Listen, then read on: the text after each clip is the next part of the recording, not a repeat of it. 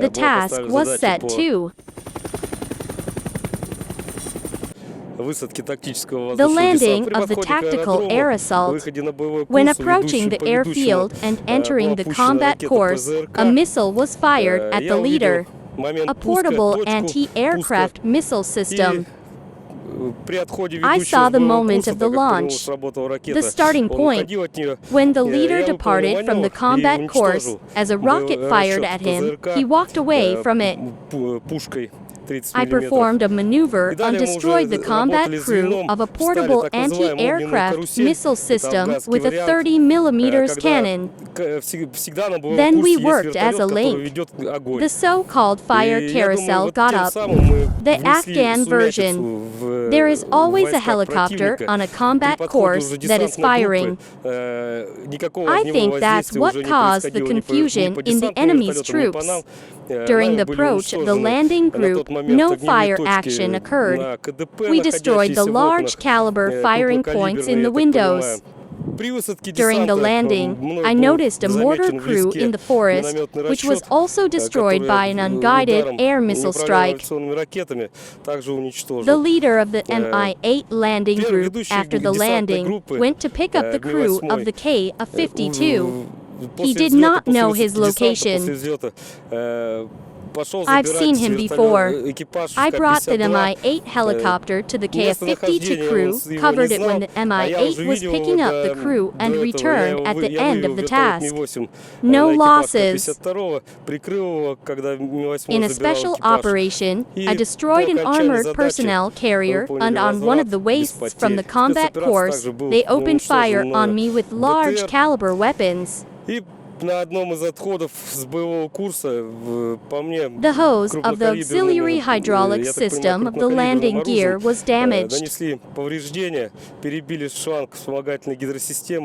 Upon landing, when I turned off the engine, I found that half of the main hydraulic system was also damaged.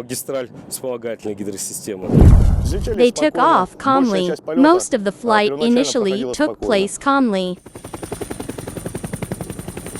During the passage of the Dnieper River, a very dense and strong fire began. Stringers were fired at about 14,015 launches. Further, when approaching the airfield, we realized that there would be a very strong fire. Since there were no strikes on the airfield, we were the first to go there. In the very first approach, we used tactics that our fathers used back in Afghanistan. 8 helicopters were divided into 2 links of 4, which allows you to completely close the circle, to conduct constant fire on the enemy, who will not be able to respond because there is a constant shelling of him. They split into 2 links, closed the area for 1.5 km and began cleaning the airfield in order to safely land the troops. At the first approach from a distance of about 800 meters, a stinger was fired into my forehead. Realizing at this moment the distance is very small, there was little time to make a decision. I just realized that I had to survive somehow. I shifted the helicopter to the left bank. I saw that the rocket was going into my left engine, and then, with sharp maneuvers to the right, I left the rocket. The rocket exploded in the area of the tail boom.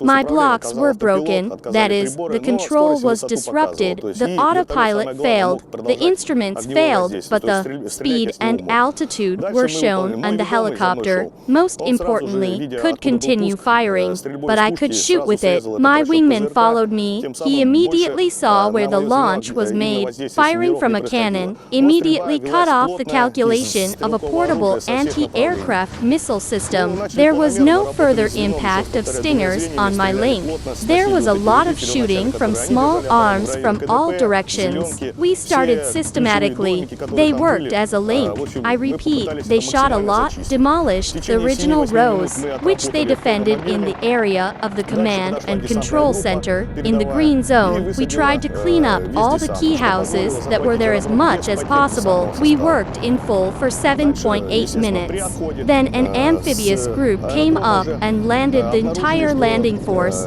which made it possible to capture the airfield without loss of amphibious personnel. When departing from the airfield, it was already discovered that our Ka KF-52 helicopter was energized. The crew is alive on the ground, but there is a lot of fire on it. One of my pilots made a quick approach, sat down, and picked up this crew. I think the group has fulfilled its task in full and with dignity. I repeat once again, there was a fire. It feels like any helicopter pilot understands what I'm talking about now. The strikes hit the helicopter like a tin can. It is heard and seen. We reacted quickly. The wingmen were in those places where the leader could not catch on. In this battle, I destroyed one anti-aircraft self-propelled gun, burned one armored personnel carrier, one mortar crew, but this was when we were already picking up the crew. A mortar crew began hitting the KF-52 helicopter, and the first mines exploded almost next to the helicopter. We understood that there was very little time left for decision making. If we wait for the search and rescue team, the crew will die. The situation was serious right away, but Russian pilots are professionals. We have the full potential of professionals.